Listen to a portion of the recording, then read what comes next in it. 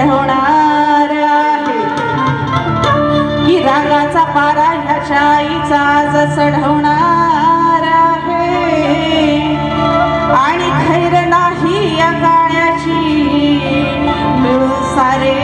ह्याला आज बडवणार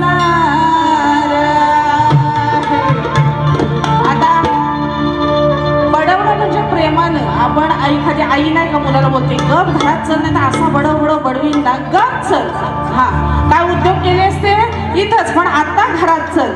आणि म्हणून बघा बुवा गवळण व्यवस्थित ऐकायची आहे नंतर म्हणाल बुवांचा आणि माझा पहिला सामना आहे फार चावट किंवा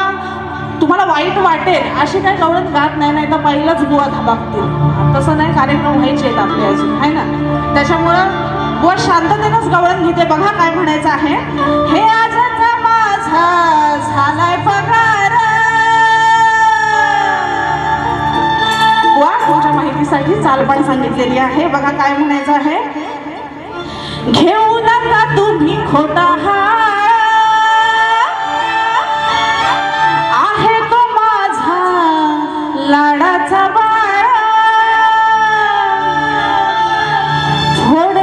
कसावर बांधलेली हंडी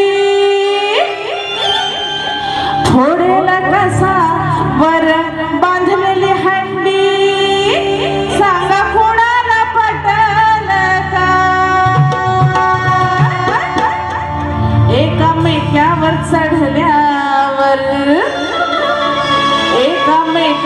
चढल्यावर याच्या खालचा उठल का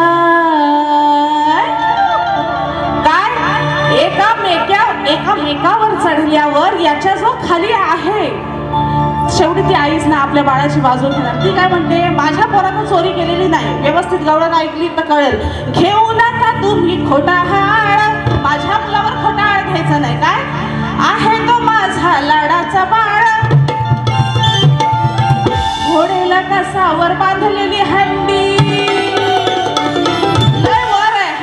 म्हणजे हंडी त्या शिंक्यात माठ असायचा आणि त्याच्यात दही दूध लोणी असायचं आता ती मुलं वर बांधलेली आहे आता ती फोडायला थरावर थर लावायला लागतील ती आई आपल्या बाळाची साईड घेते कृष्ण हा चोरायचा चोरटाच होता दही दूध लोणी खायचा असतो पण तरी ती आई आपल्या बाळाची बाजू घेते बुवा गवळणी ह्या आपण काल्पनिक लावत असतो कोणीही शास्त्राद्रे काय लावत नाही हा सगळ्या काल्पनिक आणि काल्पनिकच विषय गात असतो म्हणून ती आई काय म्हणते घोडेला कसावर बांधलेली हंडी सांगा कोणाला पटल काय एकामेकावर चढल्यावर आता एकामेकावर चढला एवढा थर लावला त्यांनी तर एवढ्या थरावर चढेपर्यंत तो खालचा राहील काय पोरा असतील त्यांच्यात काय दम व पोरांच्या दम हो नाही तर बुवा का माझा दम मी काय काढला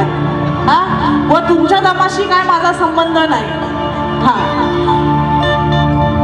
एकामेकावर चढल्यावर याच्या खालचा